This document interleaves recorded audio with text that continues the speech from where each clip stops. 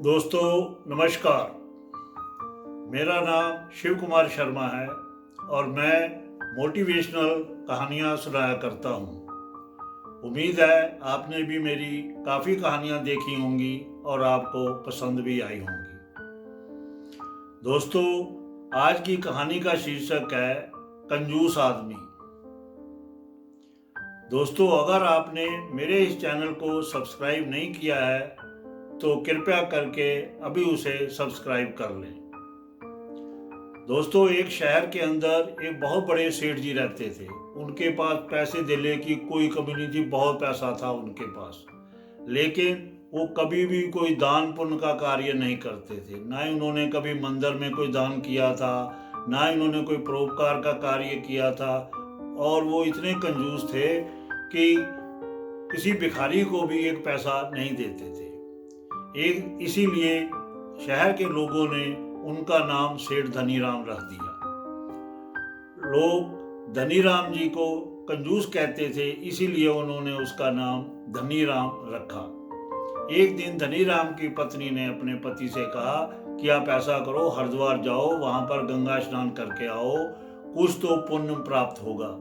लेकिन धनीराम जी कहते हैं कि मैं हरिद्वार जाऊंगा, आने जाने का किराया लगेगा और फिर वहाँ भी दान दक्षिणा देनी पड़ेगी, इसलिए मैं नहीं जाऊंगा। लेकिन धनीराम की पत्नी ने उन्हें समझाया कि ऐसा करो, यहाँ से 10-15 मील दूर है हरिद्वार, आप पैदल चले जाओ, पैदल आ जाना और मैं घर से खाना बना दूंगी, वही खाना वहाँ खा लेना।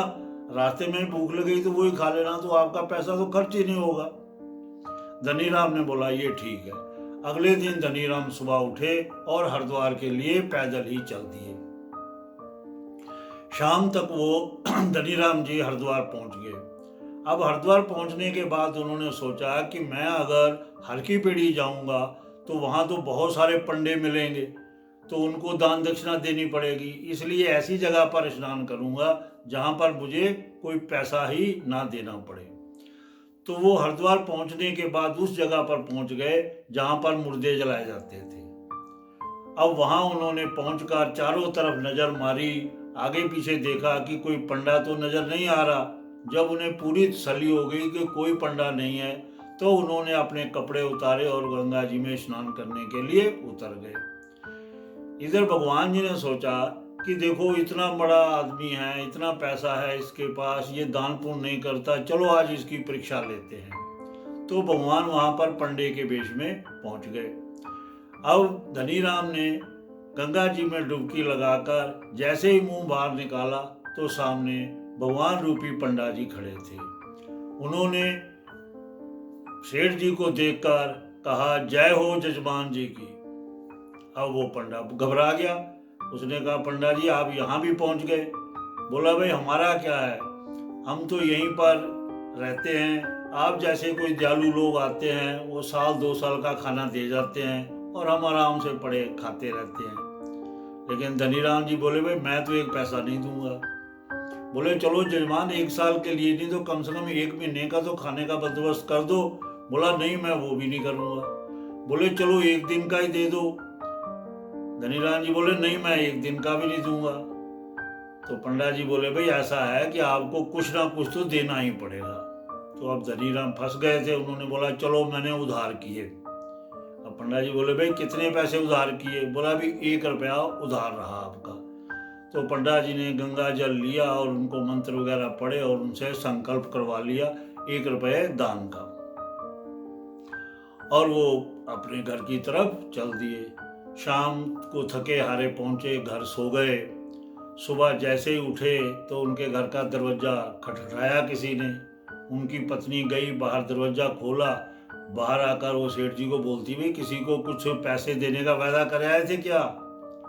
बोला क्या पंडा जी आ गए। बोला हाँ बाहर ये पंडा जी आए हैं और वो कह रहे हैं मैं जजमान से कुछ पैसे लेने हैं। अब धनीराम ने सोचा ये तो बड़ी मुश्किल हो गई, पंडा तो यहाँ भी पहुंच गया। तो उसने अपनी पत्नी को बोला जाओ ऐसा करो, उनको बोलो कि धनीराम जी मर गए हैं। तो अब वो उनकी पत्नी बड़ी परेशान, बोली ये तो आप तो जिंदा हैं, आप कह रहे हैं मैं मर गया। बोला नहीं, जाओ उनको कह दो कि मैं मर गया। बोली ठीक है। उसने जाके पंडा जी को बोला कि पंडा जी वो तो मर गए, अब आप जाइए। बोला भाई मेरे जजमान मर गए हैं और मैं कैसे चला जाऊं, मैं जो तो अब यहाँ रहना ही पड़ेगा। देखो ऐसा है, गांव वालों को भी बताना पड़ेगा और उनके दाह संस्कार का भी इंतजाम करना पड़ेगा, इसलिए तो मुझे यहीं रहना पड़ेगा। और पंडित जी इतनी बात करके गांव में लोगों को बताने के लिए चल दिए कि सेठ धनीराम की मृत्यु हो गई है।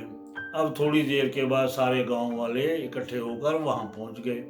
अब धनीराम ने सांस बंद की और वो लेट गए। अब लोग आए, अफसोस करने लगे, और बाद में जब सारे इकट्ठे हो गए तो उन्होंने अर्थी वगैरह तैयार की। अब वो धनीराम जी इतने पक्के थे कि वो अर्थी के ऊपर भी लेट गए। लोगों ने बांध बूंद के उनको शमशान घाट लेके चल दिए। वहाँ पर गए तो वहाँ पर चिता जला रखी, चिता बनाई हुई थी। धनीराम जी को चिता पे लटा दिया और धनीराम जी फिर भी नहीं हिल रहे हैं। तो अब भगवान रूपी पंडा ने सोचा भी ये तो बहुत पक्का आदमी है, आज तक सारे जो भगत हैं वो हमसे हार जाते हैं, लेकिन अब तो ऐसे भगत से तो हम ही हार गए। उन्होंने कहा अगर हमने कुछ नहीं किया तो ये तो जल ही जाएंगे। इसलिए उन्होंने क्या कहा, लोगों से कहा कि मैं अपने जजमान के कान में कुछ मंत्र कहना चाहता हूँ। तो लोगों ने बोला ठीक है भाई बता, कह लो। तो अब पंडा जी गए और उन्होंने सेठ जी के कान में कहा कि सेठ जी मैं भगवान हूँ और तुम्हें कोई वरदान देने आया हूँ, आंखें खोलो और वरदान मांगो। अब सेठ धनीराम ने सोचा कि शायद वो पंडा तो चला गया है, अब आंखें खोलने में क्या हर्ज है। जैसे ही सेठ धनीराम ने आंखें खोली, सामने पंडा जी को देख के उन्होंने फिर आंखें बंद कर ली। तो भगवान जी ने कहा भाई देखो ऐसा है, मैं अब तुमसे कुछ नहीं मांग रहा, तुम ऐसा है कुछ मेरे से मांग लो, मैं तुम्हें वरदान दे दूंगा। तो सेठ धनीराम बोला जी ठीक है, हाथ जोड़ के बोला ठीक है प्रभु, अगर आप मुझे देना ही चाहते हैं, वो जो 1 रुपए का मैंने संकल्प किया था उसको माफ कर दो। तो भगवान ने कहा ठीक है, तथास्तु कह दिया। अब आप देखिए कि ऐसे भी कंजूस आदमी होते हैं जो आखिर में मर के जलने के लिए भी तैयार हो जाते हैं, लेकिन वो पैसा खर्च करना नहीं चाहते। दोस्तों आपको ये वीडियो कैसी लगी कमेंट्स कॉलम में ज़रूर लिखिएगा, और अगर आपको पसंद आई हो तो इसे शेयर करना ना भूलें। धन्यवाद। नमस्कार दोस्तों।